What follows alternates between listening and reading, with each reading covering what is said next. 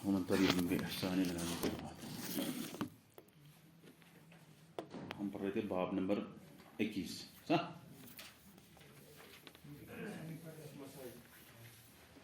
لعن رسول اللہ صلی اللہ علیہ وسلم زائرات القبور والمتخذین علیہ المساجد والسروج. اس کے مسائل ہم پڑھیں گے. ہاں پہلے تو ہی آزاد بسم اللہ. 72 اوصاف کی تشریح و توضیح ہے. عبادت کا معنی و مفہوم واضح ہوتا ہے. رسول اللہ صلی اللہ علیہ وسلم نے صرف اسی چیز سے پناہ مانگی جس کے وقوع پذیر ہونے کا آپ صلی اللہ علیہ وسلم کو اندیشہ تھا. جہاں آپ صلی اللہ علیہ وسلم نے یہ دعا کی کہ یا اللہ میری قبر کو بت نہ بنانا جس کی پوجا کی جائے، وہاں آپ صلی اللہ علیہ وسلم نے یہ بھی بیان فرمایا کہ پہلے لوگوں نے انبیاء علیہ السلام کی قبروں کو عبادت گاہ بنا لیا تھا.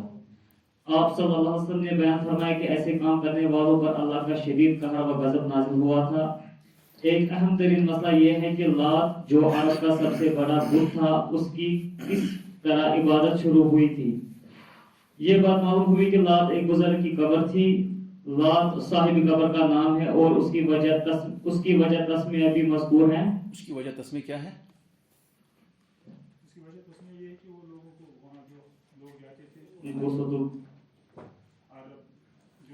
عرب میں جو لوگ جاتے تھے تو ان کو کھلاتے تھے ستو. ٹھیک. آپ صلی اللہ علیہ وسلم نے ان عورتوں پر لعنت فرمائی جو قبروں کی زیارت کو لات ہوتا اصل میں جو لانے والا، ستو کو گول کرنے والا، یلت. ٹھیک. آپ صلی اللہ علیہ وسلم نے ان عورتوں پر لعنت فرمائی جو قبروں کی زیارت کو جاتی ہیں. آپ صلی اللہ علیہ وسلم نے قبروں پر چراغاں کرنے والوں پر بھی لعنت فرمائی. یہ جو 9 نمبر آپ نے ان عورتوں پر لعنت فرمائی جو قبروں کی زیارت کو جاتی ہیں، اس مسئلے میں تھوڑا سا میں وضاحت کرنا چاہتا ہوں کہ یہ تو حدیث میں ہے لعن رسول اللہ صلی اللہ علیہ وسلم زائرات القبور. اسی پر ہمارے پاس حدیث ہے باب کہ نبی صلی اللہ علیہ وسلم نے ان عورتوں پر لعنت کی ہے جنہوں نے جو زیارت کر دی قبروں کی. لیکن اس بارے میں 5-6 اقوال ہیں لوگوں کی، 5-6 رائے علماء کی. کس بارے میں؟ عورتوں کی زیارت کرنا. ایک تو یہ رائے ہے، ایک قول یہ ہے کہ جو اس میں ہے کہ ان پر لعنت کی گئی، حرام ہے. زیارت کرنا کیا ہے؟ حرام ہے. ایک تو یہ اس میں واضح قول ہے. دوسرا قول یہ ہے کہ مکروہ ہے. کیا ہے؟ مکروہ. یعنی مکروہ مطلب ہوتا ہے کہ جو حرام نہیں ہے لیکن ناپسند ہے زیارت کرنا عورتوں کی قبرستان کی. یعنی عورتوں کا قبرستان کی زیارت کرنا مکروہ ہے، ناپسند ہے. اس کی دلیل کیا ہے کہ ام عطیہ رضی اللہ تعالیٰ عنہ کہتی ہے کہ نہینا عن اتباع الجنائز، ہمیں جنازے میں شرکت سے اس کے ساتھ چلنے سے منع کیا گیا ہے. ولم يعزم علینا، لیکن ہمیں سختی نہیں کی، اس پر سختی نہیں کی گئی. اس کا مطلب ہے کہ یعنی مکروہ ہے. بس اگر سختی کی گئی ہوتی تو پھر وہ کیا ہوتا؟ حرام ہوتا. اس اعتبار سے امام احمد بن حنبل نے کہا کہ عورتیں قبروں کی زیارت اگر کریں تو یہ مکروہ مانا جائے گا، حرام نہیں مانا جائے گا. یہ کتنا ہو گیا؟ 2 قول. تیسرا قول یہ ہے کہ عورتوں کو اجازت ہے کہ وہ قبروں کی زیارت کریں. ان کے لیے بھی سنت ہے جس طرح مردوں کے لیے سنت ہے. جس طرح مردوں کے لیے سنت ہے اسی طرح عورتوں کے لیے بھی سنت ہے. اب کیوں ہے؟ کیا دلیل ہے ان کے پاس؟ ان کے پاس کیا دلیل ہے؟ انہوں نے کہا جیسے مردوں کے لیے زیارت قبر جو ہے جائز ہے، سنت ہے، اسی طرح عورتوں کے لیے بھی ہے. وہ ان کے پاس دلائل ہیں. سب سے پہلی دلیل ان کے پاس یہ ہے کہ ایک دلیل جو ہے مشہور جو ہے کہ نبی صلی اللہ علیہ وسلم نے ایک عورت نبی صلی اللہ علیہ وسلم بقبر، ایک قبر سے نبی صلی اللہ علیہ وسلم گزری. وہاں پہ ایک عورت تھی، وہ تبکی، وہ روتی تھی. نبی صلی اللہ علیہ وسلم نے فرمایا اتق اللہ واصبری، اللہ سے ڈرو اور صبر کرو. کس سے کہا؟ اس عورت سے کہا جو قبرستان میں رو رہی تھی قبر پہ.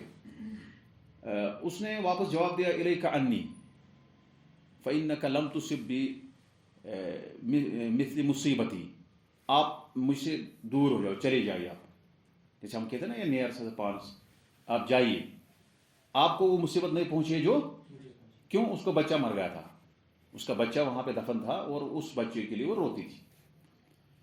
جب وہ نبی صلی اللہ علیہ وسلم جب واپس جانے لگے تو اس سے کہا گیا کہ ہاذا النبی صلی اللہ علیہ وسلم، یہ تو نبی صلی اللہ علیہ وسلم ہے. फलम्मा उखबिरत बिअन्नहु ar-रसूल सल्लल्लाहु अलैहि वसल्लम, जब खबर दी गई कि भाई ये नबी सल्लल्लाहु अलैहि वसल्लम है, फजाअत तातदिर इलैहि, तो उसने उज़्र पेश किया कि मुझे पता नहीं था, और यकीन उसको पता नहीं था। तो फलम यक़बल उज़्रहा, नबी सल्लल्लाहु अलैहि वसल्लम ने उसका उज़्र कबूल नहीं किया, उसका उज़्र जो था वो नबी सल्लल्लाहु अलैहि वसल्लम ने कबूल नहीं फरमाया। फरमाया इन्नमस्सब्रु ऊला, ये हदीस का डाटा है कि इन्नमस्सब्रु इंदा अस्सदमतिल ऊला, पहली मरतबा इंसान को जब सदमा लगे तो उस वक्त सब्र करना सबसे बड़ी, मतलब वो वही सब्र माना जाएगा, हकीकी सब्र वही है। तो इससे हमें जो इस्तिदलाल बाज़ लोगों ने कहा किया है कि नबी सल्लल्लाहु अलैहि वसल्लम ने उस औरत को मना नहीं किया। किस औरत को? सिर्फ रोने से मना किया। उस औरत को फरमाया कि आप सब्र कीजिए, बस रोने से मना किया, ज़ियारत के बारे में कुछ नहीं फरमाया। एक दलील तो इनके पास ये है। दूसरी दलील इनके पास ये है कि आयशा सिद्दीक़ा रज़ी अल्लाह तआला अन्हा ने अपने भाई अब्दुर्रहमान की ज़ियारत की, अपने भाई अब्दुर्रहमान के कब्र की ज़ियारत की। तो जब उसने अब्दुल्लाह इब्न अबी मुलैका, एक ताबी था, उसने पूछा आयशा से, अलैसा अन्नबी सल्लल्लाहु अलैहि वसल्लम क़द नहा अन ज़ियारतिल क़ुबूर, क्या नबी सल्लल्लाहु अलैहि वसल्लम ने कब्रों की ज़ियारत से मना नहीं फरमाया? किससे कहा? कौन कहता था? अब्दुल्लाह इब्न अबी मुलैका। ये उससे पूछ रहा था कि भाई नबी सल्लल्लाहु अलैहि वसल्लम ने तो मना किया। आयशा ने फरमाया कि फ़इन्नहु क़द अमरा बिहा बअद ज़ालिक, पहले तो मना किया था लेकिन बाद में इसकी इजाज़त दी। तो ये और भी दलाइल है जो इस बात पर मतलब जो है दलाल करते हैं कि उनको औरतों को कब्र की जो है ज़ियारत जायज़ है, वैसे जैसे मर्दों के लिए है। अब कुछ लोगों ने इस पर जवाब दिया है। एक चौथा कौल में बताऊंगा, फिर उसके बाद राजा देखते हैं। चौथी राय यह है कि बाज़ उलमा ने कहा कि नबी सल्लल्लाहु अलैहि वसल्लम की कब्र मुबारक है और अबू बकर और उमर फारूक की कब्र पर ज़ियारत कर सकती है, बस इन तीनों के लिए, बस और किसी के लिए नहीं। ये एक इसमें चौथी राय है। लेकिन खुलासा कलाम ये है कि ज़्यादा मैं नहीं बताऊंगा, क्योंकि एक तो फ़िकी मसला भी है और अक़दी मसला भी है। ये अकीदे से भी इसका ताल्लुक है, फ़िका से भी है, लेकिन असल में अकीदे का मसला है। तो असल में औरतों को ज़ियारत करने से इसलिए मना किया गया क्योंकि वो जज़ा फ़ज़ा करती है, वो वहाँ पे चिल्लाती है, वो वहाँ पे हिजाब उतार देती है, वो वहाँ पे कपड़े फाड़ती है, या इस तरह से ऐसा करती है जो नवहा जिसको कहते हैं, उस तरह की हालत उनसे होती है, इसलिए उनको इस्लाम ने मना किया। अब जो हदीस हमारे पास है इस बाब में, लाना रसूलुल्लाह ज़ायरतुल क़ुबूर, नबी सल्लल्लाहु अलैहि वसल्लम ने उन औरतों पर लानत फरमाई जिन्होंने जो कब्रों की ज़ियारत कर दी है। इसके बारे में कुछ लोग कहते हैं यहाँ इस हदीस का एक और लफ्ज़ है। क्या लफ्ज़ है? ज़ुवारात। ये तो ज़ायरात है, दूसरा लफ्ज़ है ज़ुवारात। यानी ज़ुवारात अरबी में कहते हैं जब कसरत से कोई चीज़ किया जाए। जैसे हम कहते हैं आलिम आम होता है, जो बड़ा आलिम है उसको कहते हैं अल्लामा। क्या कहते हैं उसको? छोटा आलिम होगा आम आलिम, उसको आलिम कहते हैं, लेकिन जो बड़ा होगा उसको कहते हैं अल्लामा। इसी तरह से एक ज़ियारत करने वाला ज़ुव्वार होता है जो ज़्यादा कसरत से करता है। इसलिए कुर्तुबी रहमतुल्लाह अलैह ने कहा कि हदीस में आया है लाना रसूलुल्लाह ज़ुव्वारात अल-कुबूर, यानी जो कसरत से ज़ियारत करे। जिसका मतलब ये हुआ, वो कहते हैं उसका मतलब ये हुआ कि अगर इंसान कोई औरत कभी कभी जाती है और वहाँ पे जज़ा फ़ज़ा नहीं करती है, वहाँ पे वावेला नहीं करती है, तो उसके लिए इजाज़त है। अब जिन लोगों ने हराम करार दिया, उन्होंने इन सारे दलाइल का जवाब दिया जो मैंने आपको दलाइल बताए। जिन्होंने जायज़ करार दिया है उन्होंने दलाइल बहुत सारे बताए, लेकिन जो दलाइल उन्होंने बताए, एक मतलब दलील जो जायज़ करार देते हैं वो ये भी है कि आयशा सिद्दीक़ा रज़ी अल्लाह अन्हा बकी में थी आप सल्लल्लाहु अलैहि वसल्लम के साथ। तो आयशा ने कहा कि मैं क्या पढ़ूँ, माज़ा अक़ूल, मैं क्या कहूँ जब ज़ियारत करो? तो नबी सल्लल्लाहु अलैहि वसल्लम फरमाया क़ूली अस्सलामु अला अहली दियार। तो वहाँ भी नबी सल्लल्लाहु अलैहि वसल्लम ने मना नहीं फरमाया। लेकिन इस सारे जो दलाइल इनके पास है जवाज़ की, इनका जवाब दिया है उन लोगों ने जो औरतों को ज़ियारत करने से बिल्कुल मना करते हैं। कहते हैं औरतों की ज़ियारत करना कब्रिस्तान की ये हराम है, ये जायज़ नहीं है। उन्होंने कहा कि असल में इब्न अबी मुलैका ने जब आयशा से पूछा तो आयशा ने जो जवाब दिया वो आम जवाब था। आयशा ने, क्योंकि एक हदीस में आया है कुन्तु नहायतुकुम अन ज़ियारतिल क़ुबूर, नबी सल्लल्लाहु अलैहि वसल्लम फरमाया कि मैंने आपको कब्रों की ज़ियारत से मना किया था, फ़ज़ूरुहा, अब तुम उसको ज़ियारत करो, फ़इन्नहा तुज़क्किरुल आखिरह, क्योंकि कब्रिस्तान की ज़ियारत आखिरत को याद दिलाती है। असल में ये हदीस के शायद मतलब इब्न अबी मुलैका ने ये हदीस उनको पेश नहीं की। कौन सी हदीस? लाना रसूलुल्लाह ज़ायरतुल قبور. اگر یہ حدیث پیش کرتا شاید وہ کچھ اور جواب دیتی. اگر مان لیتے ہیں کہ اس کو حدیث پتا تھا, کچھ لوگ یہ علماء جو کہتے ہیں کہ بالکل حرام ہے, ناجائز ہے زیارت کرنا, وہ کہتے ہیں اگر عائشہ رضی اللہ تعالیٰ عنہا نے استدلال اس کے باوجود بھی کیا کہ عورتوں کی زیارت کرنا جائز, مطلب وہ جائز ہے, اور نبی صلی اللہ علیہ وسلم نے بعد میں اجازت دی, تب یہ اس کی اپنی رائے ہے, یہ اس کی اپنی رائے ہے کہ اس کا قول ہے. ہمارے پاس یہ دلیل واضح ہے کہ نبی صلی اللہ علیہ وسلم نے لعنت فرمائی ہے. اب یہاں پہ تھوڑا سا اشکال یہ ہوتا ہے کہ جو زوارات اور زائرات, اس میں تھوڑا سا اشکال ہوتا ہے. بعض علماء جو ہے زوارات ہی لفظ کو, زوارات ہم نے کیا کہا مطلب ہے جو کثرت سے زیارت کرتی ہے, اسی کو زیادہ انہوں نے ترجیح دی ہے. خلاصہ کلام ہے کہ میں جہاں تک اقوال پڑھا ہوں مجھے لگتا ہے کہ زیارت, حالانکہ اکثر علماء منع کرتے ہیں, جیسے ابن باز ہے, ابن عثیمین ہے, شیخ صالح الفوزان ہے, جتنے بھی بڑے بڑے علماء ہیں وہ کہتے ہیں کہ حرام ہے. لیکن جہاں ہم دلائل دیکھتے ہیں وہاں ہمارے ایک چیز ہے, علت یہ ہے کہ عورتیں جزا فضا کرتی ہیں. اصل میں منع کی جو علت ہے وہ ہے جزا فضا کرنا. جب علت ختم ہو گئی تو اس وقت جو ہے وہ جائز ہو جاتا ہے. اب اگر کوئی عورت جزا فضا نہیں کرتی ہے, وہ صبر کرتی ہے, تو اس کو قبرستان کی جو ہے زیارت کرنا جائز ہے اس کے لیے, خاص کر جو اس کے اپنے اقارب ہیں. لیکن شرط یہ ہے کہ کثرت سے نہیں کرے. شرط کیا ہے؟ جیسے امام قرطبی نے کہا کہ کثرت سے نہیں کرنا چاہیے. کیوں؟ کیونکہ وہاں سے کچھ نہ کچھ سرزد اس کو ہوگا, اس کا دل کمزور ہوتا ہے, وہ جزا فضا کرتی ہے. اس اعتبار سے جو ہے کم از کم ہم کہہ سکتے ہیں کہ مکروہ ہے. سب سے اقرب قول مجھے لگتا ہے. کیوں؟ اس لیے لگتا ہے اصل میں قبرستان کی زیارت کرنے کا کیا مقصد ہے؟ آخرت کی. یہ تو عورت کی بھی ضرورت ہے, مرد کو بھی, یہ صرف مرد کو ہی ضرورت نہیں ہے. لہٰذا ہم ایک ایسے عمل سے ایک عورت کو محروم نہیں کر سکتے ہیں, ہم ان کو حرام کہیں گے جو بہت بڑا عمل ہے. قبرستان کی زیارت کرنا یہ انسان کو آخرت کی یاد دلاتا ہے, اور آخرت کی یاد آنا تو بہت بڑی بات ہے. یہ تو بہت بڑی بات ہے کہ انسان کو آخرت کی یاد آئے, اور اس سے اس کا جو ہے اس کی زندگی سنور سکتی ہے. بار بار جو ہے جب وہ زیارت کرے گا, آخرت اس کو یاد آئے گی, تو وہ ان کاموں سے بچ جائے گا. اس لیے اس اعتبار سے جو علماء نے کہا ہے کہ زیارت جائز ہے, ویسے ہی جیسے مرد کو ہے, انہوں نے یہی چیز بدل رکھی ہے. اور مجھے لگتا ہے یہ زیادہ بہتر ہے کہ اس کو بھی آخرت کی یاد ضرورت ہے, اس کو بھی یاد مطلب ضرورت ہے. اس لیے فرق نہیں کر سکتے. البتہ جس وجہ سے منع کیا گیا تھا, کیونکہ یہ سارے دلائل محتمل ہے. عائشہ نے کب پوچھا؟ تو نبی وسلم کے وفات کے بعد, یعنی وہ نبی وسلم کے وفات کے بعد بھی زیارت کرتی تھی اپنے بھائی کی قبر کی. یہ تو وفات کے بعد کا مسئلہ ہے. تو اس کا مطلب ہم یہ نہیں کہیں گے کہ وہ جو ہے مطلب محرم کام کرتی تھی. تو ایک استدلال ہے اس کے پاس, اور اس کے جواز ضد کی دلیل ہمیں ملتی ہے, ضرور ملتی ہے. لیکن ایک عورت کو پرائے قبرستان میں جانے کی زیادہ ضرورت نہیں ہے. مطلب کیوں جائے گی وہ؟ اگر اس کو اپنے اقارب ہے, اپنے والدین ہیں, یا اپنے اس طرح سے ہیں, اس کے پاس جو ہے اس کو پتا ہے کہ کہاں قبر ہے, وہاں اس کی زیارت کرے, تو یہ زیادہ بہتر ہے. ایسی قبرستان میں اس کو سفر کرنا, انسان جائے پھر اس کے لیے دور دور قبرستان کی زیارت کرے, کسی مزار پہ جائے, تو یہ تو بالکل حرام ہے, اس میں کوئی شک نہیں. یہ تو مردوں کے لیے بھی حرام ہے کہ اس کے لیے اتنا سفر کرے. نہیں, زیارت کرنے کے لیے سفر کرنے کی ضرورت نہیں ہوتی ہے. قبرستان کی زیارت کرنے کے لیے یہاں سے انسان جائے کہیں دور, اگر یہاں سے کوئی مدینہ جائے صرف زیارت کرنے کے لیے قبرستان کی یا نبی وسلم کے روضہ اطہر کی, تو یہ تو جائز نہیں ہے. اس کے لیے سفر کرنا, اسی مقصد کے لیے سفر کرنا جائز نہیں ہے. اسی طرح سے آپ یہاں مردوں کے لیے اس طرح جائز نہیں ہے, تو عورت خود ہی اندازہ لگا سکتی ہے کہ اگر شوہر اس کو منع کرتا ہے قبرستان میں زیارت کرنے سے, تو اس کو نہیں جانا چاہیے, کیونکہ شوہر پسند نہیں کرے کہ بھئی یہ عام جو ہے اجنبی قبرستان میں جائے, پر ہے. البتہ اگر اس کا باپ ہے جیسے, یا اس کا کوئی بھائی لا سنبھل گزر گیا, تو اس صورت میں وہ زیارت کر سکتی ہے, جیسے کہ عائشہ کرتی تھی.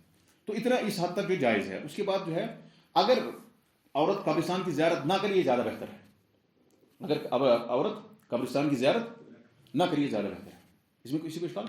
یہ سر عبداللہ ابن ملیکہ تابعی ہے نا,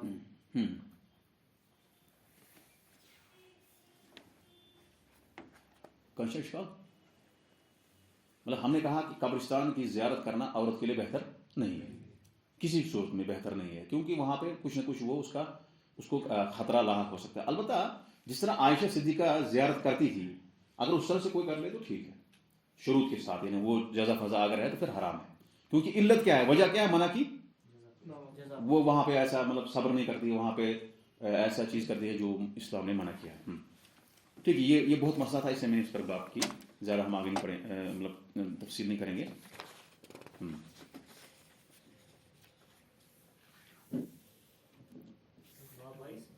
جی बाब 22 हज़रत सल्लल्लाहु अलैहि वसल्लम का तौहीद की मुकम्मल हिफाजत और ज़रिया शिरक बनने वाली हर राह को बंद करना। इरशाद इलाही है, लक़द जाअकुम रसूलुम मिन अनफुसिकुम अज़ीज़ुन अलैहि मा अनित्तुम हरीसुन अलैकुम बिल मुमिनीना रऊफुर रहीम फ़इन तवल्लव फ़क़ुल हस्बियल्लाहु ला इलाहा इल्ला हुवा अलैहि तवक्कलतु व हुवा रब्बुल अर्शिल अज़ीम। लोगों, तुम्हारे पास तुम ही में से एक रसूल आया है, तुम्हारी तकलीफ इसे शाख गुजरती है, वो तुम्हारी फलाह व हिदायत का हरीस है और अहले ईमान के लिए निहायत शफीक और मेहरबान है। फिर अगर ये लोग फिर जाए तो आप सल्लल्लाहु अलैहि वसल्लम उनसे कह दीजिए कि मेरे लिए अल्लाह काफी है, उसके सिवा कोई माबूद नहीं, मेरा भरोसा उसी पर है और वही अर्श अजीम का मालिक है। हज़रत अबू हुरैरा रज़ियल्लाहु अन्हु से मरवी है कि रसूलुल्लाह सल्लल्लाहु अलैहि वसल्लम ने फरमाया, ला तजअलू बुयूतकुम कुबूरन व ला तजअलू कब्री ईदा वसल्लु अलैहि फ़इन्न सलातकुम तबलुगुनी हैथु कुंतुम।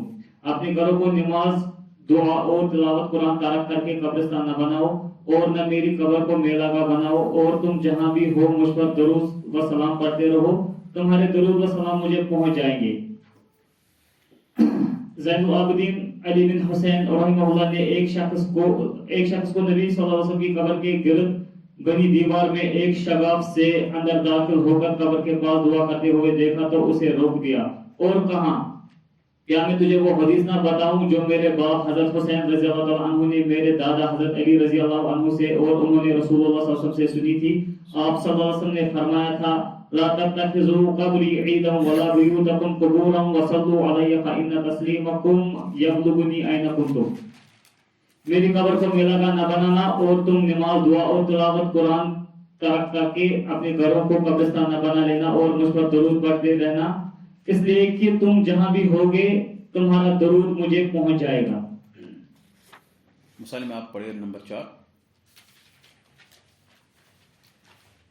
आप सल्लल्लाहु अलैहि वसल्लम ने मखसूस अंदाज में अपनी कब्र की जियारत से मना फरमाया है। हालांकि आप सल्लल्लाहु अलैहि वसल्लम की कब्र की जियारत शरई हुदूद व क़यूद में रहकर की जाए तो ये इंतहाई फजीलत वाले अमाल में से हैं।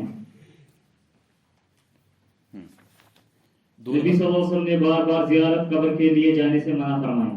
हाँ, बार बार भी नहीं जाना चाहिए इंसान, बार बार मतलब कसरत से ज़्यादा जाना भी नहीं है, क्योंकि उससे वो खतरा लाभ हो सकता है। ये 2 नंबर पढ़े आप, 2 हज़रत सल्लल्लाहु अलैहि वसल्लम का अपनी उम्मत को हुदूद शिरक से बहुत दूर रहने की हिदायत और हुक्म से, हुदूद जानते हैं ना, हुदूद यानी शिरक की हुदूद, वहाँ नज़दीक भी नहीं जाना है। दुरूद सलाम आप कहीं पढ़े, आपको नबी सल्लल्लाहु अलैहि वसल्लम तक पहुँचाया जाएगा। बाब नंबर 23। बाब नंबर 23। इस बात का मकसद यही है कि शिरक की जो हुदूद है, यानी शिरक के जो वसाइल है, उनसे दूर रहना है। उम्मत मोहम्मदी सल्लल्लाहु अलैहि वसल्लम के बाज़ अफराद का बुत परस्ती में मुब्तला होना। इरशाद इलाही है, अलम तरा इलल लज़ीना ऊतू नसीबम मिनल किताबि युमिनूना बिल जिब्ति वत तागूत व यक़ूलूना लिल लज़ीना कफरू हाउला। इस बात का मकसद ये है कि इस उम्मत के बाज़ लोग बुत परस्ती में शिकार होंगे, यानी बुत परस्ती करेंगे इस उम्मत के बाज़ लोग। इसका इनकार कोई नहीं कर सकता है। लेकिन इस बात को लाने का मकसद क्या है, ये टाइटल का मकसद क्या है कि शिरक से नबी सल्लल्लाहु अलैहि वसल्लम ने डराया है कि खबरदार, आप ये नहीं कहना कि हम शिरक नहीं कर सकते हैं, बल्कि इस उम्मत में बहुत सारे लोग शिरक करेंगे, इसलिए आप कहीं ऐसा ना हो कि उन लोगों में से हो जाए जो बुत परस्ती के शिकार हो गए। और उन लोगों पर रद्द है जो कहते हैं कि सिर्फ ला इलाहा इल्लल्लाह पढ़ने से हम बच जाएंगे। ऐसा नहीं है, खाली ला इलाहा पढ़ने से नहीं होगा, बल्कि ला इलाहा पढ़ने के साथ जो है तमाम चीज़ों का इनकार करना है। कब्र परस्ती नहीं करनी है, गैरुल्लाह से फरियाद भी नहीं करनी है। जो लोग ला इलाहा पढ़ते हैं उसके बाद गैरुल्लाह से फरियाद करते हैं, वो मुसलमान, वो मुवाहिद नहीं है। ये इस बात का मकसद है, वो मुवाहिद नहीं माने जाएंगे। एक तो ला इलाहा पढ़ता है और वहाँ से कब्र पे भी जाके सजदा करता है, वो मुवाहिद नहीं माना जाएगा, वो मुसलमान नहीं माना जाएगा। मुवाहिद की बात तो दूर है, वो तो मुसलमान भी नहीं माना जाएगा। जो ला इलाहा पढ़ता है उसके बाद कब्र पर जाके दुआ मांगता है, कब्र वाले से दुआ मांगता है। एक हमने कहा कल कि कब्र में जाके अल्लाह से मांगता, ये तो गुनाह है, लेकिन कब्र वाले से मांगता है, ये आदमी नहीं माना जाएगा। ये इस बात का यह मकसद यही है। क्यों? क्योंकि वो आदमी जो कब्र पर जाके कब्र वाले से मांगता है, ये बुत परस्ती करता है। क्या करता है? अल्लाहुम्मा ला तजअल कब्री वतनन युअबद। ये तो बुत परस्ती होगी। कोई आदमी कब्रिस्तान पे जाके कब्र वाले से मांगता है, ये तो बुत परस्ती है। वहां से ला इलाहा भी पढ़ता है, ला इलाहा इल्लल्लाह, यहाँ से कब्र परस्ती भी करता है, तो इसका कोई फायदा नहीं। ये मकसद इस बात का, लिहाजा इससे बचना जरूरी है। नबी वसल्लम फरमाया आप बुत परस्ती के शिकार हो जाएंगे अगर आप ऐसा करोगे, ला इलाहा इल्लल्लाह पढ़ोगे भी और यहाँ से कब्र पे जाके कब्र वाले से मांगोगे, जिन के लिए ज़बह करोगे, ये उसमें आप जो है मुशरिक बन जाओगे। इसलिए जो है बहुत सारे गैर मुस्लिम भी इससे नफरत करते हैं। किससे? ये कब्र परस्ती जो उनको समझ नहीं आती कि यार मुसलमान क्यों करते हैं। एक हिंदुस्तान का पहला वज़ीर आज़म कौन था? नेहरू था ना। उसने एक किताब लिखी है डिस्कवरी ऑफ इंडिया, पढ़ा आपने? ठीक है यार, डिस्कवरी ऑफ इंडिया आप पढ़िए। उसमें उसने लिखा है कि मैंने सोचा कि ये मैं भी देखूं मुसलमान क्या करते हैं, मैं उसको थोड़ा सा करूं, मुताला करूं कि ये क्या करें, क्या कर रहे हैं। बाद में मुझे पता चला कि उनमें और हम में कोई फर्क, ये उसका खुलासा है। कंक्लूजन जानते हैं ना, एक फाइंडिंग्स होते हैं, एक थीसिस के एक फाइंडिंग्स होते हैं, वो सबसे अहम होते हैं। तो एक नतीजा उसका ये था कि उनमें और हमें कोई फर्क, ये भी जाते हैं मज़ार पे, हम भी जाते हैं, ये भी ऐसा करते हैं, हम भी करते हैं, फर्क कुछ भी नहीं है।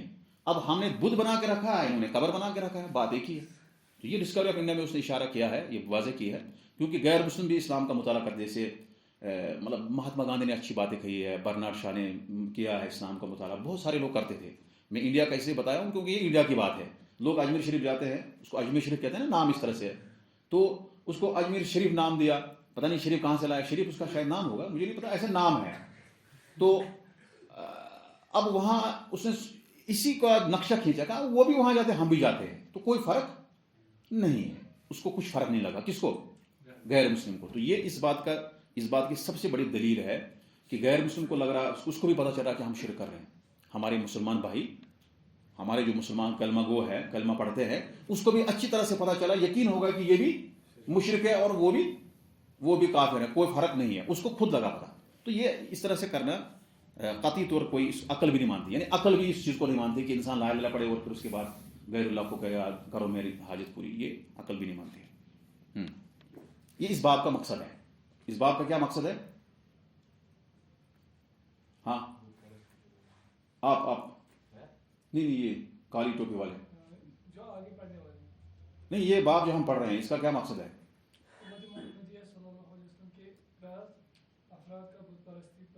नहीं, ये तो उन्होंने ये लिखा हुआ है, मैं खुलासा बताइए जरा। खुलासा ये है कि जो आने वाली उम्मत है वो उनमें बुत परस्ती आ सकती है, इसलिए हज़रत मोहम्मद सल्लल्लाहु अलैहि वसल्लम ने पहले उनके उससे रोकने के लिए कुछ जो बताया। ये ठीक है, बुत परस्ती से रोका ही। खुलासा ये है कि खाली कलमा पढ़ने से कुछ नहीं होता। हाँ, ये खुलासा है ना। क्या ये रट्टा लगा, यही खुलासा है कि जो शख्स कलमा पढ़ेगा उसके बाद बुत परस्ती करता है, यानी कि कब्र परस्ती करता है, बाकी परस्ती करता है, किसी शजर को मांगता है, तो कोई फर्क नहीं है उससे कोई फायदा, इससे बचना है। चलिए, देखो मकसद समझना जरूरी बाप का, ठीक है ना। हाँ, क्या आप सल्लल्लाहु अलैहि वसल्लम ने उन लोगों को नहीं देखा जिन्हें किताब का कुछ हिस्सा दिया गया, वो बुद्ध और शैतान को मानते हैं और काफिरों के मुताबिक कहते हैं कि ये लोग ईमान लाने वालों से ज्यादा सही रास्ते पर हैं। ये इरशाद फरमाया, कुल हल उनबिउकुम बिशर्रि मिन ज़ालिका मसूबतन इंदल्लाह मा लअनहु। जिब्त क्या होता है यहाँ पे? जिब्त याद रखना, युमिनून बिल जिब्त, जिब्त से मुराद यहाँ पे बुत है, जिब्त से मुराद यहाँ पे अल जिब्त बुत, तागूत यहाँ पे शैतान को नाम दिया गया।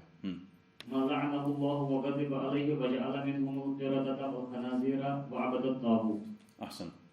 ऐ मोहम्मद सल्लल्लाहु अलैहि वसल्लम, आप सल्लल्लाहु अलैहि वसल्लम उनसे कह दे, क्या मैं तुम्हें उन लोगों की निशानदही कर दूं जिनका अंजाम अल्लाह ताला के हाँ फासिकों के अंजाम से भी बदतर है। वो ऐसे लोग हैं जिन पर अल्लाह ने लानत की और गजबनाक हुआ, और जिनको उनमें से बंदर और सुअर बना दिया, और जिन्होंने तागूत की बंदगी की। आपके पास क्या है? वअबदत तागूता। ये कुरान थोड़ा सुनाइए आप में से कोई मुसहफ नजीमा नहीं मतलब पढ़ते रहे। नेज़ अल्लाह ताला ने फरमाया, क़ालल्लज़ीना ग़लबू अला अम्रिहिम लनत्तख़िज़न्ना अलैहिम मस्जिदा। ठीक, जो लोग उनके मामला पर गालिब थे उन्होंने कहा हम तो उनकी गार पर जरूर मस्जिद इबादत का बनाएंगे। सर, कौन कह रहे थे ये? قال الذين غلبوا على امرهم لنتخذن عليهم مسجدا. کون کہہ رہے تھے؟ یہ میں نے بتایا ابھی. اصحاب کہف کے متعلق جو لوگ اس وقت تھے وہ کہہ رہے تھے کہ ہم ان کے اوپر مسجد بنائیں گے. جو اصحاب کہف کتنے تھے؟ 7 تھے, 8واں کتا تھا. وہی اقرب قول ہے, 7 تھے اور 8واں کتا تھا. تو ان 7 لوگوں پہ کیا کرنا چاہتے تھے؟ وہ مسجد بنانا چاہتے تھے. ابھی آئے گا, وضاحت آئے گی. شاباش. ابو سعید خدری رضی اللہ عنہ روایت کرتے ہیں کہ رسول اللہ صلی اللہ علیہ وسلم نے فرمایا لَتَتَّبِعُنَّ سُنَنَ مَنْ كَانَ قَبْلَكُمْ حَذْوَ الْقُزَّةِ بِالْقُزَّةِ حَتَّى لَوْ دَخَلُوا جُحْرَ ضَبٍّ لَدَخَلْتُمُوهُ. قالوا یا رسول اللہ صلی اللہ علیہ وسلم اليهود والنصارى قال فمن. تو پہلی امتوں کی پیروی کرتے ہوئے اس طرح ان کے برابر ہو جاؤ گے جیسے تیر تیر کے برابر ہوتا ہے, یہاں تک کہ اگر وہ ضب کے بل میں گھسے ہو تو تم بھی جا گھسو گے. صحابہ کرام رضی اللہ عنہم نے کہا آپ صلی اللہ علیہ وسلم کی مراد یہود و نصارہ ہے؟ آپ صلی اللہ علیہ وسلم نے فرمایا اور کون؟ ضب ایک جانور ہے, آپ نے دیکھا ہوگا. ضب اصل میں کس کو کہتے ہیں؟ چھپکلی آپ نے دیکھی؟ اسی طرح ہوتا ہے, لیکن بہت ڈراونا اس سے ہوتا ہے. کالا زیادہ ہوتا ہے, کالا. چھپکلی کالی زیادہ نہیں ہوتی نا, وہ بہت زیادہ کالا ہوتا ہے اور بہت زیادہ اس کے کانٹے ہوتے ہیں, چمڑی میں نے خود دیکھا ہے. ایک سعودی ایک ساتھی نے لایا ہے پکڑ کے زندہ ہماری یونیورسٹی میں, پھر اس نے مجھے یہاں پہ تھپکا دیا تو میں بہت زیادہ ڈر گیا تھا. اس نے کہا یہ حلال, میں نے کہا یہ حرام ہے. تو کہا کیوں؟ میں نے کہا حلال ہے لیکن مجھے ناپسند ہے. تو پھر وہ نبی صلی اللہ علیہ وسلم کا وہ, کیونکہ حقیقت میں وہ بہت عجیب لگتا ہے. اس جانور جو ہے اس کا جو جہاں وہ رہتا ہے اس کو کہتے ہیں جوہر. اس کو جوہر, اسی کا جو رہنے کا جو سسٹم ہے وہ رہتا ہے اس میں. کس میں؟ بل میں. یہاں اس نے سانڈے لکھا ہے. سانڈے آپ کو پتا ہے؟ سانڈے وہ نہیں ہے, یہ چھوٹا جانور ہے, یعنی دب اس کو کہتے ہیں. اس کو اردو میں ایک اور نام تھا مجھے اس یاد نہیں آ رہا. سانڈے کے بل میں گھسے ہوں تو تم بھی جا کے گھسو گے, یعنی کہ اتنا آپ یہود نصارہ کی وہ پیروی کرو گے, اگر وہ سوراخ کر کے اندر گھسیں گے آپ بھی گھسو گے ویسے ہی. یعنی یہ مطلب اتنی شدت کے ساتھ لوگ یہود نصارہ سے متاثر ہوں گے. اس کے بعد کیا ہے؟ اور حضرت عثمان رضی اللہ عنہ سے روایت ہے کہ رسول اللہ صلی اللہ علیہ وسلم نے فرمایا ان اللہ زوى لي الارض فرأيت مشارقها ومغاربها وان امتي سيبلغ ملكها ما زوي لي منها واوتيت الكنزين الاحمر والابيض واني سألت ربي لامتي الا يهلكها بسنة عامة والا يسلط عليهم عدوا من سوى انفسهم فيستبيح بيضتهم وان ربي قال يا محمد صلى الله عليه وسلم إني إذا قضيت قضاء فإنه لا يرد وإني أعطيتك لأمتك ألا أهلكهم بسنة عامة وألا أسلط عليهم عدوا من سوى أنفسهم فيسبيح بيضتهم ولو اجتمع عليهم من بأقطارها حتى يكون بعضهم يهلك بعضا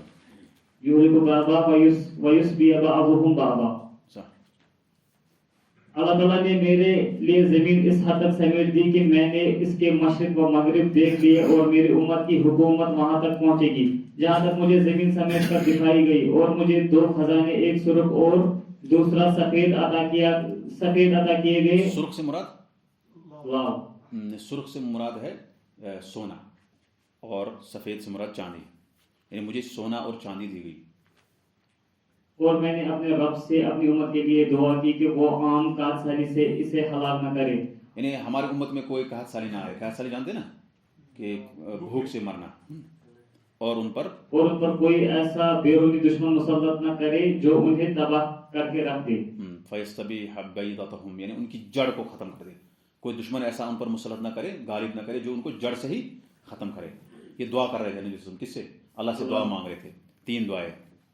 میرے رب نے فرمایا اے محمد صلی اللہ علیہ وسلم, میں جب کوئی فیصلہ کر دیتا ہوں تو اسے ٹالا نہیں جا سکتا. میں آپ صلی اللہ علیہ وسلم کی امت کے بارے میں آپ صلی اللہ علیہ وسلم کی یہ دعا قبول کرتا ہوں کہ میں انہیں عام قحط سالی سے ہلاک نہیں کروں گا, اور ان پر کوئی ایسا بیرونی دشمن بھی مسلط نہیں کروں گا جو انہیں تباہ کر کے رکھ دے, اگرچہ سارے دشمن ان کے خلاف متحد اور مجتمع کیوں نہ ہو جائے. البتہ وہ خود آپس میں ایک دوسرے کو ہلاک کریں گے اور قیدی بھی بنائیں گے. یعنی ایک دو دعا قبول ہوگی. ایک تو کیا ہے, قحط سالی نہیں آئے گی. دوسرا, دشمن بھی آپ کو جڑ سے نہیں اکھاڑے گا. تیسری دعا جو ہے قبول نہیں, وہ ہے کہ آپس میں اختلاف رہے گا. یعنی آپس میں جو اختلاف مسلمانوں کا ہے وہ قیامت تک رہے گا. یہ نبی صلی اللہ علیہ وسلم کی دعا قبول نہیں ہوئی. اب کیا کریں گے اس میں؟ یہ اختلاف تو رہے گا، یعنی حق و باطل کی کشمکش جو ہے برابر رہے گی قیامت. آپس میں مسلمان لڑیں گے. کیوں لڑیں گے؟ کیونکہ اس کی وجہ یہ ہوگی کہ ان کے پاس وہ اتحاد اتفاق کے نعرے لگاتے ہوں گے لیکن اس کے اصول کو نہیں مانتے ہوں گے. اصول اس کا ہے کہ آپ کو اگر لوگوں کو جمع کرنا ہے ایک پلیٹ فارم پہ تو سب سے پہلے آپ کو توحید پر جمع کرنا ہے. جب توحید نہیں آپ مانیں گے تو جمع کس پر ہوں گے؟ کسی پر نہیں ہو سکتے.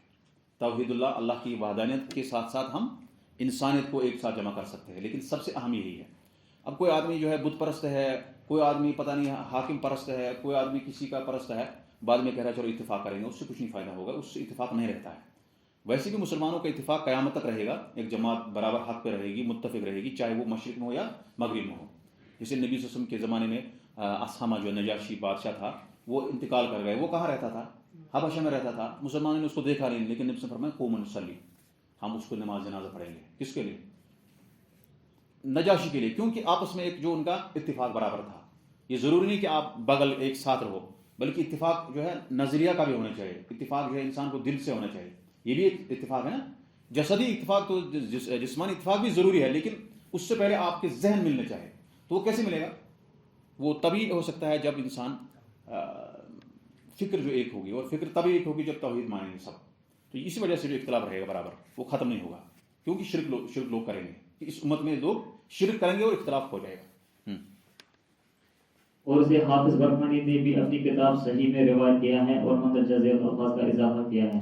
وَإِنَّمَا أَخَافُ عَلَىٰ أُمَّتِ الْأَئِمَّةَ الْمُضِلِّينَ وَإِذَا وَقَعَ عَلَيْهِمُ السَّيْفُ لَمْ يُرْفَعْ إِلَىٰ يَوْمِ الْقِيَامَةِ وَلَا تَقُومُ السَّاعَةُ حَتَّىٰ يُلْحَقَ حَيٌّ مِّنْ أُمَّتِي بِالْمُشْرِكِينَ وَحَتَّىٰ تَعْبُدَ فِئَامٌ مِّنْ أُمَّتِ الْأَوْثَانِ يلحق حتى يلحق حي من امتي بالمشركين، یعنی مل جائے گی. وحتى تعبد فئام من أمة الأوثان وإنه سيكون في أمتي كذابون ثلاثون كلهم يزعم أنه نبي وأنا خاتم النبيين لا نبي بعدي ولا تزال طائفة من أمتي على الحق منصورة لا يضرهم من خذلهم حتى يأتي أمر الله تبارك وتعالى. اس میں وضاحت ہے بالکل. مجھے اپنی امت کے بارے میں صرف گمراہ پیشواؤں کا خدشہ ہے، اور جب ان گمراہ اماموں کا، جو گمراہ امام ہوں گے، گمراہ عالم ہوں گے. اس سے مراد ائمہ سے مراد امام، یعنی عالم امام سارے جو لوگ پیشوا لوگوں کے، وہ اس پر مجھے ان کا جو ہے زیادہ خطرہ ہے. وہ لوگ لوگوں کو گمراہ کریں گے جیسے ابھی کرتے ہیں.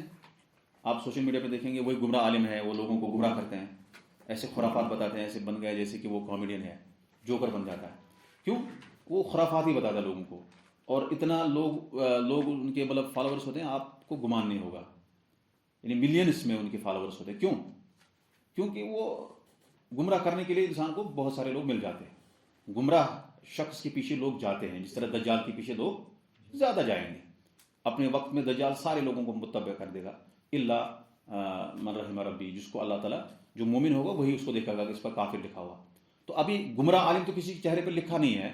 اس اعتبار سے سب سے خدشہ جو ہے اس امت میں گمراہ عالموں کا تھا. کس طرح سے وہ حلال کو حرام کر دیتے اور حرام کو حلال کر دیتے، یہ آپ خود ہی جانتے ہیں. آپ دیکھیں اس لیے اس کے لیے کیا ہے، اس کا جواب کیا ہو سکتا ہے کہ ان کو آپ جواب دے سکتے ہیں علم کی وجہ سے.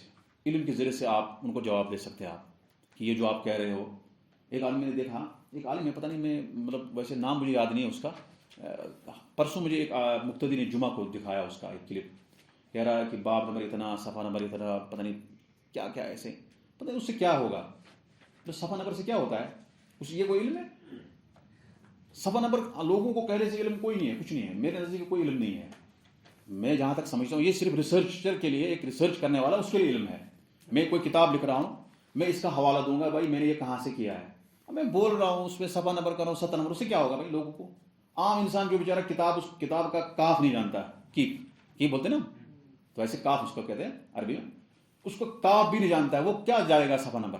ایسے لوگ جو ہے لوگوں کو، ایسے عالم جو ہے یقیناً گمراہ عالم ہے، اس میں کوئی شک نہیں. میں اس کے بارے میں اس طرح کے لوگوں، اس طرح کے علماء کے گمراہ ہونے میں مجھے کوئی شک نہیں ہے. کسی کو ہوگا ہونے دو، لیکن مجھے کوئی شک نہیں. اور میں سمجھتا ہوں کہ تقریباً یہی اس طرح کے فٹ نہیں کروں گا کسی خاص پر، لیکن یہ ہوتے ان لوگوں پر فٹ ہوتے اس طرح کے احادیث. کیوں؟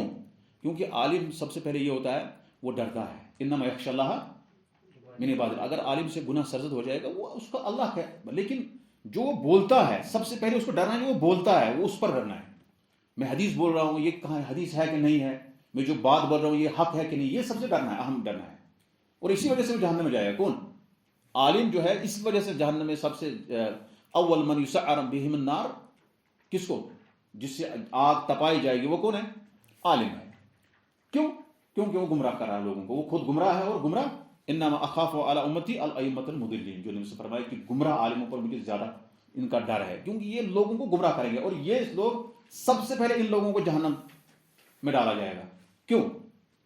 ایک تو میں نہیں کہوں گا کہ وہ عمل نہیں کرتے تھے، عمل تو ہم سے زیادہ کرتے ہوں گے وہ، یا اچھے علماء ربانی، ہم اپنی بات کریں علماء ربانی جو ہے ان سے زیادہ ان کو عمل ہوگی، لیکن وہ ڈرتے نہیں ہیں. کس میں؟ جو وہ بات بتاتے ہیں اس میں وہ ڈرتے نہیں ہیں. انتہائی خرافات اور باطل اور جھوٹ، مکاری، چاپلوسی، جو بھی جال سازی ان کے پاس ساری چیزیں ہیں. ان کی کچھ اتنی جال ساز میں نے جال ساز ان کو دیکھا نہیں ہے، اور اتنے ایسی خسد ان میں پائی جاتی ہے ایسے علماء میں، جیسے مطلب یہودیوں کی خسد ہے. اس وقت دنیا میں سب سے زیادہ راج کرتے ہیں یہودی، پہلے بھی کرتے تھے آج بھی کرتے ہیں. کیوں؟ علم کی وجہ سے، ان کے پاس علم زیادہ ہے، اس میں کوئی شک نہیں ہے. لیکن مکاری بھی بہت زیادہ ہے. ہاتھ رکھتے ہیں، آپ اچھی چیز پر وہ ہاتھ رکھیں گے. جیسے یہودی کے وہ یہودی آیا تھا، انہوں نے یہودی نے ہاتھ رکھا تھا کس پر؟ آیت رجم پر رکھا تھا کہ نہیں؟ کیوں رکھا تھا؟ کیونکہ چھپانے کی عادت ہے ان کو، وہ چھپا لوگوں کو صحیح دین نہیں بتائیں گے. آیت رجم جو ہے سنسار کرنا ہے، یہ اس میں مذہب میں بھی تھا. کس میں؟ یہودی مذہب میں تھا، لیکن انہوں نے اس پر ہاتھ رکھ دیا، لوگوں کو نہیں بتایا. کیوں؟ لوگوں کو پتہ نہیں چلنا چاہیے. تو یہاں آپ کو یہ گمراہ عالم جو ہوتے ہیں یہ ایسے ہی ہوتے ہیں. کیسے؟ سب سے عالم کی نشانی ہے کہ وہ اللہ سے ڈر، جو کہتا ہے وہ صحیح ہونا چاہیے، بعد میں اس کا عمل الگ بات ہے. عمل وہ کتنا کرتا ہے کتنا نہیں کرتا ہے، کیا وہ تو کرنا ضروری ہے، میں نہیں کہتا ہوں نہیں کرنا چاہیے، لیکن خالی عمل سے آپ کسی کو کہیں گے عالم، ایسا نہیں. یہ سب سے اہم آیت ہے یہاں پر کہ یہ اس باب میں کیوں لایا. انما اخاف علی امتی، کیا ہے؟ انما اخاف علی امتی الائمۃ المضلین. کیوں کہا؟ یہ اس کو کیوں لانا ہے؟ اس میں آپ ترجمہ پڑھیں، آپ کو پتہ چل جائے گا کیوں لایا اس کو، اس چیز کو یہاں پہ. کیوں؟ کیونکہ شرک تک پہنچانے والے یہی لوگ ہیں. کون؟ گمراہ عالم ہے، بس اسی لیے اس حدیث کو یہاں پر لایا. مجھے اپنی امت کے بارے میں صرف گمراہ پیشواؤں کا خدشہ ہے، اور جب ان میں ایک دفعہ تلوار چل پڑی تو قیامت تک بند نہیں ہوگی، اور قیامت اس وقت تک قائم نہیں ہوگی جب تک کہ میری امت کی ایک جماعت مشرکین سے نہ جا ملے، اور میری امت کے بہت سے گروہ بت پرستی نہ کرنے لگے. اور میری امت میں 30 دجال ہوں گے، وہ سب کے سب نبوت کا دعویٰ کریں گے، حالانکہ میں خاتم الانبیاء آخری نبی ہوں.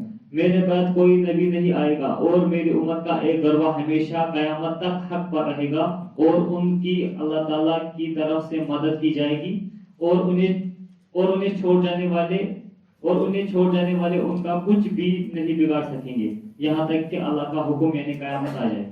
یعنی اس امت میں جب تلوار آئے گی تو پھر ختم نہیں ہوگی، یعنی جنگ چلتا رہے گی. جیسے مطلب اس امت میں سب سے پہلے کہاں سے جنگ شروع ہوگی؟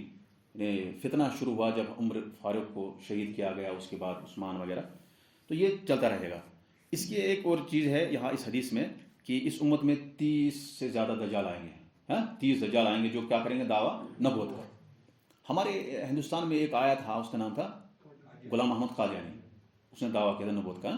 اس سے پہلے بھی لوگ سیریا وغیرہ بہت سارے لوگوں نے کیا دعویٰ، اور اس نے کہا کہ پہلے وہ بھی یہی کرتا تھا اپنے مطلب پہلے وہ عالم تھا، راسخ عالم تھا. وہ پہلے اس نے کتاب لکھی ہے 5-6 جلدوں میں کوئی کتابیں لکھی ہیں اس نے، لیکن بعد میں جب وہ زیادہ ہی جال سازی میں پڑ گیا تو وہ نبوت کا دعویٰ کرنے لگا، اور نتیجہ ہوا کہ اسلام سے باہر ہو گیا. اس پر بہت سارے لوگوں نے کتابیں لکھی ہے، خاص کر اس پر رد کیا علامہ ثناء اللہ امر سید رحمۃ اللہ علیہ نے، اور بھی بہت سارے لوگوں نے اس پر رد کیا ہے، لیکن زیادہ انہوں نے اس سے مناظرہ کیا. اور مناظرہ ویسے انہی چیزوں پہ ہوتا ہے، انسان عقائد کے معاملے میں مناظرہ ہونا چاہیے. یہ نہیں کہ رفع دین کرنا ہے، نہیں کہ اس پہ مناظرہ نہیں کرنا ہوتا ہے، ہاتھ نیچے رکھنا اوپر، یہ مناظرے کی بات نہیں ہے. مناظرہ کرنا ہوتا ہے عقیدے میں. اگر آپ کو کسی سے مناظرہ کرنا ہے، آپ کو اجر ملے گا تو عقیدے میں کرو. کسی آدمی سے عقیدے میں کہو بھائی بولو قبر پرستی جائز ہے یا نہیں، کرو مناظرہ اس پر ہمارے ساتھ. لیکن آپ کہیں گے کہ ہاتھ نیچے رکھنا اوپر رکھنا، اس پر مناظرہ کرنا، یہ درست نہیں ہے. فروعی مسائل میں مناظرہ نہیں ہوتا. مناظرہ ہوتا ہے کس میں؟ اصول میں، عقیدے میں ہوتا ہے. تو یہ امر سری رحمۃ اللہ نے اس سے مناظرہ کیا اور بعد میں وہ ہار گیا تھا. المہم کہنے کا مقصد یہ ہے کہ بہت سارے لوگ پہلے शिरक के वसाइल इख्तियार करते हैं, लोगों को शिरक की तरफ दावत देते हैं, बाद में खुद वो क्या करते हैं, मुशरिक बन जाते हैं, नबी का दावा करते हैं, पता नहीं क्या क्या, बहुत सारा मतलब उनके अंदर खुराफात आ जाते हैं। इसमें जो मसाइल है उससे हमें ज़्यादा पता चलेगा कि इस बाब में कितनी चीज़ों से हमें मतलब रोका गया है कि कहीं ऐसा ना हो कि हम ऐसा करने से हम शिरक में मुब्तला हो जाएंगे। यानी एक वसीला शिरक का ये है कि आप गुमराह आलिम की बात सुनते हैं। शिरक का एक वसीला है, शिरक तक पहुंचने का एक ज़रिया है कि आप गुमराह आलिम की बातें, उसकी तकरीर, उसकी वीडियो सुनते हैं। ये एक शिरक तक पहुंचाने का बड़ा ज़रिया है, क्योंकि आपको पता नहीं चलेगा वो कहाँ से आपको शिरक तक पहुंचाएगा। मैं एक किताब पढ़ रहा था,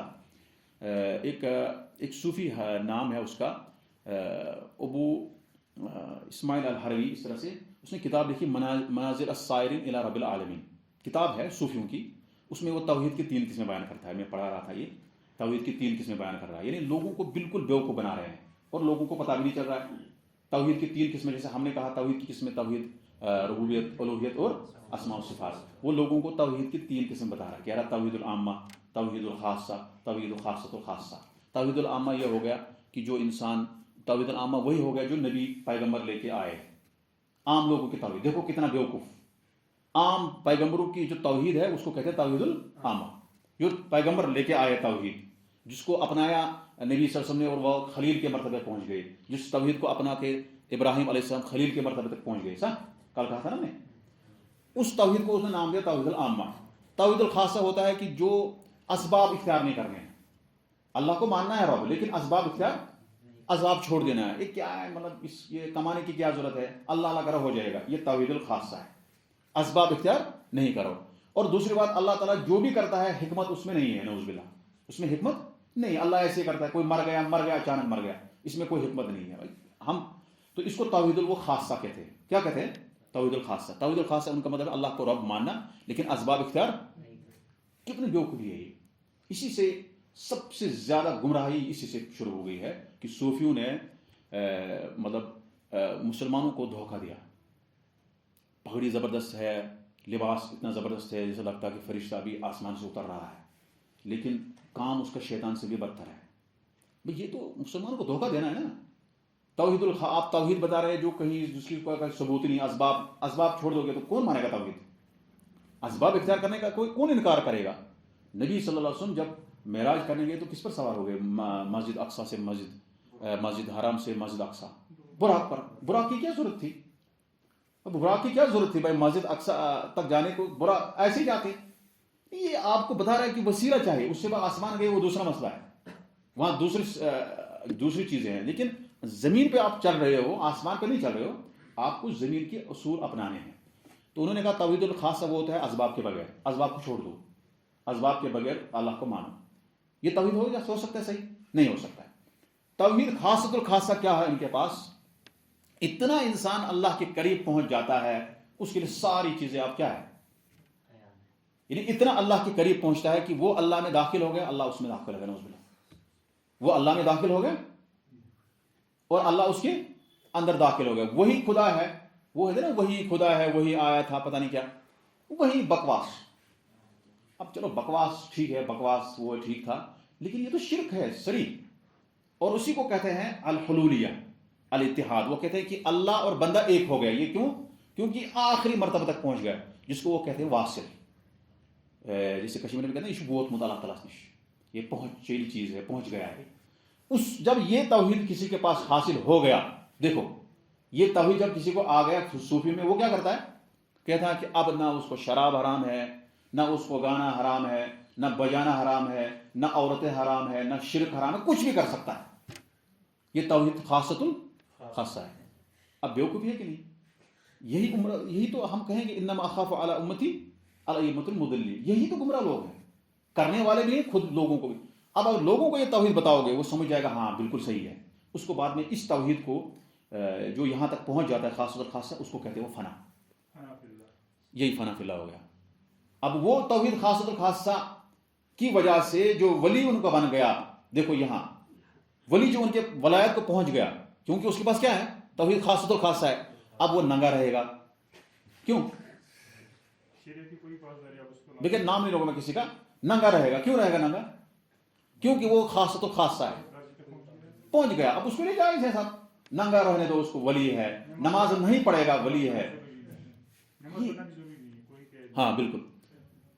نماز روزہ زکوٰۃ حج کچھ نہیں کرے گا, بس ننگا رہے گا. ہاں, یا ننگا اگر نہیں رہے گا تو کم از کم لباس پہنتے ہوئے وہ کبھی نہائے گا نہیں, بال لمبے رکھے گا, کچھ بھی نہیں کرے گا. جو سنن فطرت جو میں ہے نا, سنن جو فطرت دا مطلب موش قطرانہ باقی چیزیں وہ بھی نہیں کرے گا.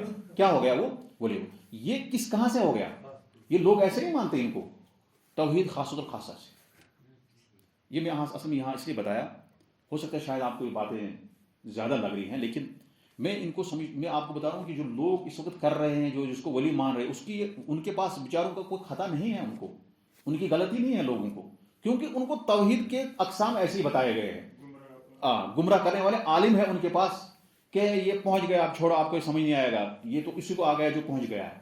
تو ہم نے کہا, پھر انہیں استدلال کیا قرآن سے.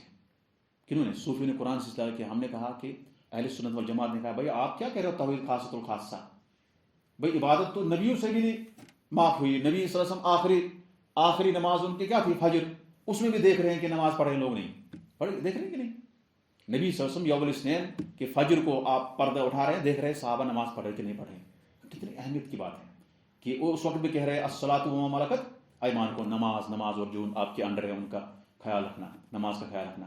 نبی آخری مرتبہ میں نماز ہی کہ ان کے مطلب اس طرح, تو یہ لوگ کیا کریں؟ نماز چھوڑ دو, کوئی ضرورت نہیں ہے. پھر ہم نے کہا بھائی کہاں سے آپ کو دلیل ہے نماز چھوڑنے کی یا عبادت, آپ کو جو ہے عبادت چھوڑنے کی دلیل کیا؟ آپ فنا کو پہنچ گئے, کہہ رہے وَعْبُدْ رَبَّكَ حَتَّى يَأْتِيَكَ الْيَقِينُ. یہ ان کے پاس دلیل ہے, اپنے رب کی عبادت کرو یہاں تک کہ آپ کو یقین آ جائے. اب یقین آ جائے تو یقین کا معنی ایک تو یقینی ہوتا ہے, یقین کا معنی یقینی ہے, لیکن لوگوں کو بیوقوف بنانے کے لیے قرآن سے دلیل دیتے ہیں وَعْبُدْ رَبَّكَ حَتَّى يَأْتِيَكَ الْيَقِينُ, لیکن آپ اللہ کی عبادت کرو تب تک جب تک آپ کو, اب یقین جب ہو گیا پہنچ گئے چھوڑ دو. اس کا مطلب یہی ہے. آیت کا مطلب کیا ہے؟ اگر اس میں کوشش پر کر سکتے تیت اسکالس بھی یہ اسکالس بنے نہ کری مطلب یہ سوئی پات کیا گئے پاچی نہیں آ رہا.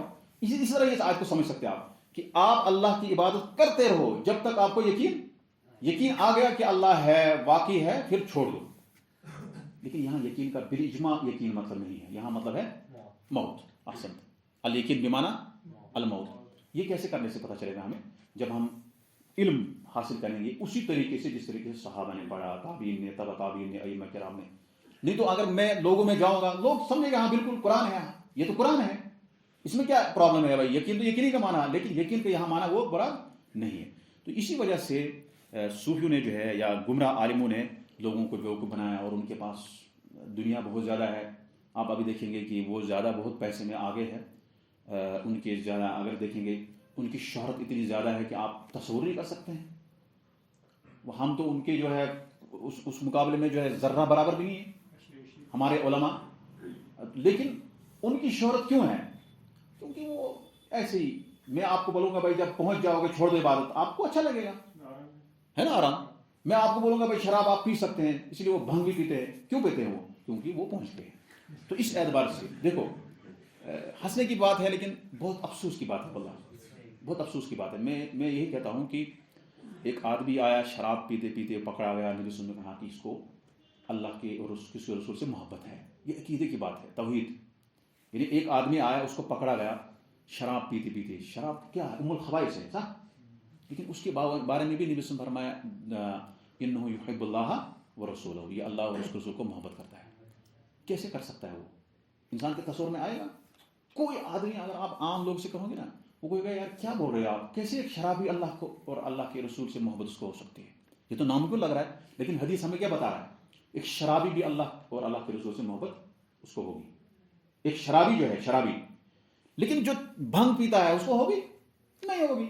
اب لوگوں کے اندر جو تصور ہے, لوگ کہیں گے کہ نہیں یہی اللہ اور اس کے رسول سے محبت کر رہا ہے اور شرابی نہیں کر سکتا ہے, یہ ناممکن ہے. یہی وجہ سے نبی صلی اللہ علیہ وسلم نے فرمایا کہ مجھے سب سے زیادہ ڈر کیا ہے اپنے امت پر؟ گمراہ پیشواؤں سے, اماموں سے, عالموں سے, گمراہ جو ملا ہے ان سے. تو یہ اس وجہ سے اس باب میں اس حدیث کو اس لیے لایا تاکہ آپ شرک کا ایک ذریعہ آپ کو ہے, گمراہ عالم بھی شرک کا ذریعہ ہے. نہ اس کی بات سنو, اس کو چھوڑو. ان عالموں سے اس طرح کے لوگوں کو سننا بالکل غلط ہے. آپ کو میں اصل میں یہ توحید کی 3 قسمیں بتایا صوفی کے نزدیک کہ کس طرح سے یہ گمراہ کرتے ہیں لوگوں کو پتہ بھی نہیں چلتا. تو یہاں توحید کی اہمیت آپ کو پتہ چلے گی کتنی اہمیت ہے, کتنا ضروری پڑھنا ہے توحید. شاباش. مسائل سورہ نساء کی آیت جس میں اہل کتاب کے بتوں اور شیطان کی پوجا کرنے کا ذکر ہے کی تفسیر ہے. سورہ مائدہ کی آیت جس میں فاسقوں سے بدتر لوگوں کا ذکر ہے کی تفسیر ہے. سورہ کہف کی آیت جس میں اصحاب کہف کے غار پر مسجد بنانے کا ذکر ہے کی تفسیر ہے. سب سے اہم بات جبت اور طاغوت, یعنی مسجد بنانا قبرستان میں ایک شرک کا ذریعہ ہے. سب سے اہم بات جبت اور طاغوت پر ایمان لانے کے معنی و مفہوم کا بیان ہے کہ کیا اس سے مراد قلبی اعتقاد ہے یا ان سے نفرت اور ان کے بطلان کا اعتقاد رکھتے ہوئے بظاہر ان کی موافقت. اس سے یہود کی یہ بات بھی معلوم ہوئی کہ اپنے کفر سے واقف کفار اہل ایمان سے زیادہ صحیح راستے پر ہیں. ایک اہم مسئلہ جو اس باب کا مقصود و عنوان ہے یہ ہے کہ اہل حق کی ایک جماعت ہر زمانے میں موجود رہے گی, جیسا کہ حضرت ابو سعید خدری رضی اللہ عنہ کی روایت میں اس کا بیان موجود ہے. اہل حق مطلب اہل حق جو ہے ہمیشہ موجود رہیں گے, لیکن یہ ضروری نہیں کہ وہ ایک ساتھ ہوں گے ایک جگہ پہ. وہ مشرق مغرب شمال جنوب ہر جگہ پہ رہیں گے انشاءاللہ. اس امت کے بہت سے گروہ بہت سے گروپ بت پرستی بہت سے گروپ ہوں گے. اس امت کے پھر سے پڑھو. اس امت کے بہت سے گروہ گروانی گروہ. اچھا گروہ. اس امت کے بہت سے گروہ بت پرستی میں مبتلا ہوں گروہ گے. سے مراد جماعت, سیکٹ. سیکٹ جماعت فرقہ. تعجب تو اس بات پر ہے کہ مختار ثقفی جیسا شخص نبوت کا دعویٰ کرنے لگا, حالانکہ وہ توحید و رسالت کا اعتراف اور اس امت کے فرد ہونے کا دعویٰ کرتا تھا. مختار ثقفی ایک دعویٰ کیا تھا, اس نے تقریباً 70-80 ہجری میں مارا گیا. وہ بھی نبوت کا دعویٰ کیا تھا. حالانکہ وہ توحید و رسالت کا اعتراف اور اس امت کے فرد ہونے کا دعویٰ کرتا تھا, اور یہ بھی مانتا تھا کہ رسول اکرم صلی اللہ علیہ وسلم برحق اور قرآن مجید سچی کتاب ہے. اور اس قرآن میں یہ بھی ہے کہ حضرت محمد صلی اللہ علیہ وسلم اللہ کے آخری نبی ہیں.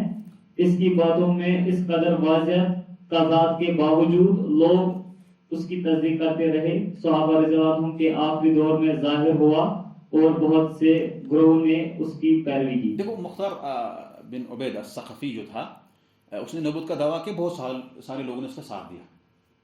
کب؟ صحابہ کے آخری دور میں. یہ وہاں کی بات ہے, آج کی تو بالکل بات ہی نہیں ہے. آج اگر کوئی اس طرح سے کرتا ہے کرامت سے لے کے نبوت کا دعویٰ کرتا ہے, لوگ اس کو مانتے ہیں. آپ ہمارے پاس سب سے بڑی مثال ہے, اس کو دور دیجیے تو دور کی بات ہے مختار الثقفی کی. سارا اعتراف کرنے کے بعد ہمارے پاس غلام احمد قادیانی کی سب سے بڑی مثال ہے. آپ کو پتا ہے قادیانی کیسے نبوت کا دعویٰ کیا؟ اس کا بیک گراؤنڈ یہ تھا, میں شارٹ میں بتاؤں گا. اصل میں وہ انگریزوں نے اس کو خریدا, بہت اچھا تھا وہ. انگریزوں نے کہا بھائی آپ پہلے کہو کہ جہاد نہیں ہے. کیا کہو؟ یہاں سے انہوں نے شروع کر دیا اس کو. انگریزوں نے اس سے کہلوایا کہ اس نے لکھا کہ جہاد نہیں ہے. یہ جہاد جو ہے اصل میں دفاع جہاد ہے, جہاد بھی صحیح نہیں. حالانکہ اہل سنت جماعت کا کیا ہے, الجہاد ماضٍ الی قیام الساعہ, جہاد رہے گا قیامت تک. چاہے کسی کو اچھا لگے یا لگے کافر, ہم کافر کو خوش کرنے کے لیے تھوڑی بات کریں گے یا ان کو ڈرنے کے لیے. جہاد تو ہمیشہ رہے گا, لیکن اس کی شروط ہے. ہم یہی کہیں گے کہ اس کی اپنی شروط ہے, اور شروط جب پائے جائیں گے جہاد ہوگا, نہیں ہوگا تو نہیں ہوگا, لیکن جہاد کا سلسلہ قیامت تک باقی رہے گا. اب آپ کہیں گے نہیں جہاد کا مطلب صرف دفاع کرو. بہت سارے مسلمانوں نے یہ بھی کہا ہے. بہت سارے جو اس وقت سیاسی لوگ ہیں وہ کہتے ہیں کہ جہاد کا مطلب نہیں ہے کہ آپ اس طرح سے کرو. جہاد کا مطلب صرف دفاع. اگر آپ کو کوئی حملہ کرے گا آپ واپس کرو, یہ تو واجب ہے, یہ تو فرض عین ہے. اگر آپ پہ کوئی حملہ کرے آپ کیا کرو گے؟ دفاع کرو گے. آپ پر واجب. اگر مر جاؤ گے دفاع کرتے کرتے تو آپ شہید ہو جاؤ گے. اپنی عزت کی دفاع میں, اپنے مال و جان کی دفاع میں انسان لڑے گا. لیکن انہوں نے کہا جو جہاد اسلام کے اندر ہے, اذا اطلق الجہاد, جب جہاد کا لفظ استعمال کیا جائے گا اسلام کے اندر, اس سے مراد ہے جہاد فی سبیل اللہ بالسیف یا بالاسلحہ, ہتھیار سے دشمن کے مقابلے میں کھڑا ہونا, اس کو جہاد کہتے ہیں. بعد میں تو جہاد علم کا بھی ہے, یہ بھی تو جہاد ہے, علم پڑھنا پڑھانا. جہاد بالنفس بھی ہے, یہ کوئی جہاد ہوا اس کے مقابلے میں نہیں. جہاد اسی وجہ سے غلام احمد قادیانی نے کہا کہ جہاد نہیں ہے. اس کے بعد پیسے بہت ملے, پیسے ملنے کے بعد گیا ان کے ساتھ, بکتے اس نے جو ہے نبوت کا دعویٰ کیا. ابھی بھی لوگ کشمیر میں بھی اس کو ماننے والے ہیں, کشمیر میں بھی ہے اس کو ماننے والے, بہت زیادہ پیسے دیتے ہیں, بہت سارا کچھ کرتے ہیں. کیوں؟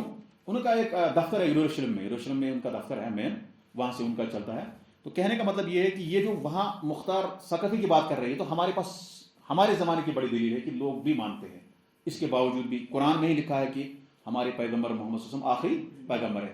تو ہاں اگر قرآن، اسی لیے علماء اہل سنت والجماعت کہتے ہیں کہ جس نے ایک حرف، قرآن کے ایک حرف کا انکار کیا، کلمے کی بات نہیں، کلمہ سمجھتے ہیں نا، کلمہ ہوتا ہے جیسے قال، یہ کلمہ ہے، جس نے لفظ ایک لیٹر، ورڈ ایک لیٹر کا، ایک حرف کا انکار کیا، وہ کافر ہے. قرآن کے ایک حرف کا انکار کیا. اس کے بعد اگر قرآن میں جو اصول، کسی اصول پر قرآن کی آیت دلالت کرتی ہے، جیسے نبی صلی اللہ علیہ وسلم کے بعد کوئی نبی نہیں ہوگا، اگر کوئی مانتا ہے وہ کافر ہے. کوئی اگر کسی کو نبی مانتا ہے وہ کیا ہے، چاہے وہ کتنا بھی کلمہ پڑھے لا الہ الا اللہ، اس سے کچھ نہیں ہوگا.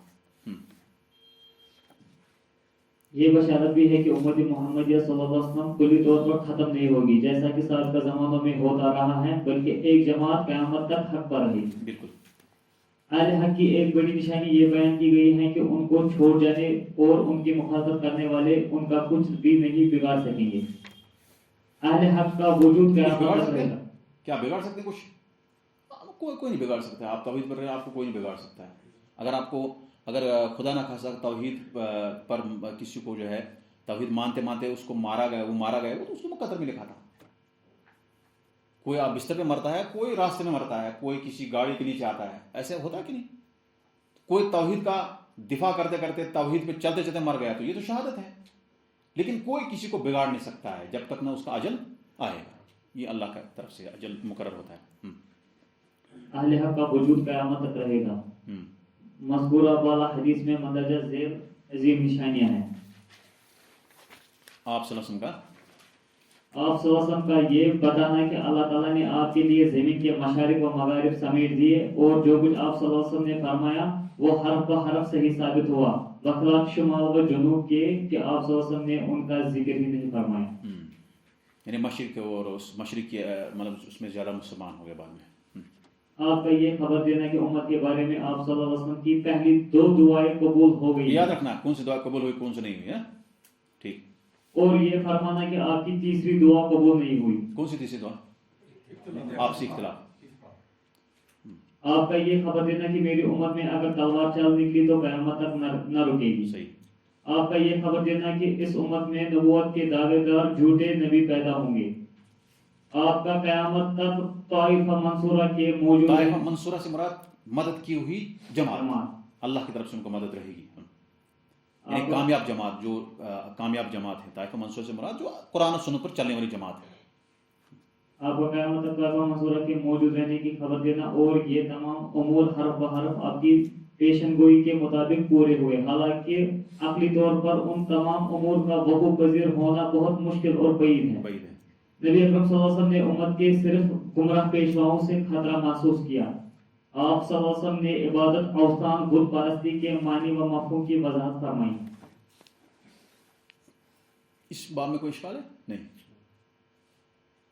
زیادہ ہو گیا؟ یہیں رکیں گے. چلو یہیں رکیں گے انشاءاللہ. آج تھوڑا سا ہم پر پروز جادو کا بیان، ٹھیک ہے نا انشاءاللہ. 2-4 مسئلے ہمارے باب جو بہت اہم ہیں، اس کے بعد انشاءاللہ اس میں زیادہ مشکل نہیں ہے.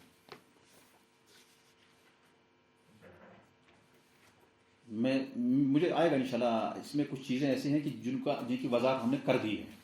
آگے جو ابواب ہیں کوئی مشکل نہیں انشاءاللہ. وآخر دعوانا الحمدللہ رب العالمین. اللہم اجعل ھذا العلم حجۃ لنا لا علینا. اللہ تعالیٰ اس علم کو ہمارے لیے حجت بنائے، ہم پر دلیل نہ بنائے، اور گمراہ عالموں سے ہمیں نجات دے ہماری امت کو. کیا کہاں سے سوال؟ آج کا سوال ہمیں یہ ہوگا کہ کل تو سوال نہیں کیا تھا. سوال چاہیے میں نا ان کو ہے. سوال یہ ہے کہ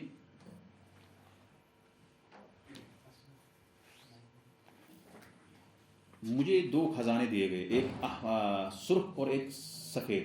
صح؟ سرخ سے کیا مراد ہے اور سفید سے کیا مراد ہے؟ جی ہمن چاپائے تو اس نا رات کو تھا نا آپ کو سوال.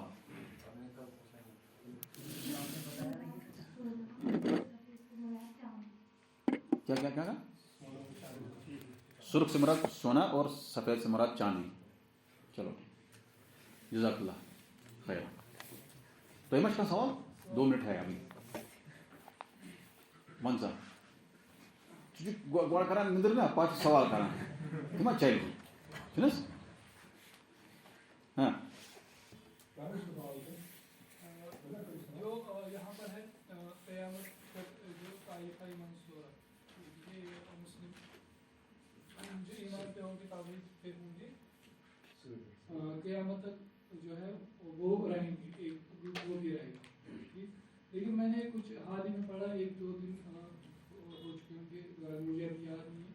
حدیث میں پڑھا تھا شاید کہ جو مسلمان ہیں گے وہ قیامت نہیں دیکھیں گے جو قیامت پڑھنے والے ہیں. تو قیامت سے پہلے بھی ان کی وہ ختم ہو جائے گا. قیامت سے پہلے ہوا چلے گی وہ ختم ہو جائے گا سارے. اور یہ طائفہ منصور والے ختم ہو جائیں گے. آپ یعنی اس یہ کو جمع کریں گے دو یہ مر جائیں گے. ان دونوں کو آپ کیسے اپنے لیے جمع کریں گے میں sentences کو کیا جمع مطلب سمجھنے کے لیے کیسے اس کو جمع کریں گے. قیامت ان لوگوں پہ ہوگی جو صحیح نہیں ہوں گے, جو شریر لوگ ہوں گے, جو رذیل لوگ ہوں گے, ان پر قیامت قائم ہوگی. ایک ہوا چلے گی, اس سے سارے ایماندار مر جائیں گے. طائفہ منصورہ ختم, یہاں پہ لکھا اس کے بعد کوئی نہیں رہے گا. قیامت تک سے بھی کیا مراد ہے ہاں یہاں پہ لکھا ہے نا قیامت تک. ہاں قیامت تک, یہ مطلب نہیں کہ قیامت یعنی جب قیامت قائم ہونے لگے گی یہ ختم ہو جائے گی. قیامت جن پہ قائم ہوگی وہ ہوں گے رذیل شریر گناہ گار لوگ, ان پہ قیامت ہوگی. یہ قیامت سے پہلے ختم ہو جائے گی. ہوا چلنے کی وجہ سے یہ ختم ہو جائے گی. حدیث میں ہے کہ ایک ہوا آئے گی اور اس ہوا سے یہ لوگ ختم ہو جائے گا. قیامت اس کے بعد جو قیامت کا سلسلہ شروع ہوگا وہاں اس وقت جو لوگ ہوں گے وہ ایماندار لوگ نہیں ہوں گے, طائفہ منصورہ نہیں ہوگا, وہ ختم ہوئے ہوں گے, وہ نہیں رہیں گے. اس ہوا سے ختم سارے ہو جائیں گے مسلمان. اس ہوا یعنی تک مطلب ہوتا نہیں کہ قیامت جو ہے اس میں چلے جائے گا. قیامت تک مطلب ہوتا ہے کہ جیسے کہ آپ یہاں تک لوگ آئیں گے, یہاں تک جو ہے جو ہوگا وہ بچ جائے گا. اس سے نیچے جو ہے سمجھو پرابلم ہے, تو اس سے نیچے اس میں شامل نہیں ہے. تک سے مراد ہے الی قیام الساعہ, قیامت قائم ہونے تک. جب قیامت شروع ہونے لگی یہ مر جائیں گے, سارے ہوا سے ختم ہو جائیں گے, ان کا کوئی نہیں رہے گا اس میں دنیا میں. بے شک میں سوال سر ایک کوشچن سر, جو یہ غلام احمد قادیانی ہے نا, اس کے جو غلام احمد قادیانی ہے اس کے جو ویڈیوز ہیں نا اویلیبل یوٹیوب پہ, اس کے جو وہ ہیں خلیفہ, تو کیا ہم اجازت ہے وہ دیکھنے کی؟ نہیں, اس کو دیکھنے کی کیا ضرورت ہے؟ مطلب وہ کیا دلائی پیش کرتے ہیں تاکہ ہم بھی دیکھیں کہ کیا کریں, ایسا کیا ہے اس کی وجہ سے یہ اس کے لیے ہے جو رد کرنا چاہے, جو کمپیریٹو اس میں ہے وہ کر سکتا ہے, ایسا نہیں کر سکتا ہے. اس کو ریلیٹ اسٹڈیز ہوگی, وہ دیکھتا ادیان فرق کیا کرے. آپ میں دیکھیں گے کیا ہوگا, ہمیں تو نہیں ہوگا. جب ہم ساری چیزیں کر لیں گے اس کے بعد ایسا کر سکتے ہیں. جیسے ہمارے پاس قرآن ہے, ہم نے پڑھا, ہم نے تفسیر پڑھی, توحید پڑھا, یہ مسائل ہم نے پڑھے, زندگی کے سارے مسائل پڑھے, تو اس کے بعد ہم ہمارے پاس ٹائم تو پڑھ سکتے ہیں. لیکن کس لیے پڑھیں گے آپ ابھی آج, وہ اچھا نہیں, اس وقت اچھا نہیں. وہ سارے خرافات ہیں. جیسے بہت سارے لوگ ابھی گامدی کے بعد جو ہے نا, وہاں ایک گامدی ہے جو انکار حدیث کا بڑا جو اس نے فتنہ شروع کیا, اس کو لوگ بہت سنتے ہیں. سب سے پہلے اس کے پاس بیچارے کو داڑھی نہیں ہے. یہ سب سے دلیل بڑی ہے کہ بھائی یہ اس کے گمراہ ہونے کے لیے سب سے بڑی دلیل یہی ہے کہ جو اپنے آپ کو جو ہے مرد اور عورت میں فرق نہیں کر پایا. یہاں آپ کو سمجھ نہیں داڑھی کہنا داڑھی نہیں اسلام کے. بھائی کیوں؟ کسی اسلام میں سارے متفق ہے, سارے فرقے متفق ہے, سارے مذہب متفق ہے کہ داڑھی چھیلنا حرام ہے. حنفی, شافی, مالکی, حنبلی کوئی نہیں کہہ سکتا. اب آپ پانچواں فرقہ کہاں سے لائیں گے, پانچواں قول یا پانچواں نظریہ کہ بھائی داڑھی رکھنا نہ رکھنا یہ کوئی ضروری, ایسا ہوتا ہے. اس نے ایک مرتبہ یہ بیان دیا تھا, میں نے سنا تھا, تھوڑا سا یاد نہیں ہے ابھی. تو وہ ان لوگوں کو سننے کی کیا ضرورت ہے, بہت سارے سنتے ہیں لیکن ان لوگوں سے سننا نہیں چاہیے. یہ ایسا دوا زہر ڈالتا آہستہ آہستہ جو اثر کرتا ہے. جیسے ہم جادو پڑھیں گے نا ابھی, ایک جادو کا ایک بیان بھی جادو ہوتا ہے. بولنا کیا ہے, یہ بھی جادو ہے. پڑھیں گے انشاءاللہ, اس میں یہ ذکر آئے گا.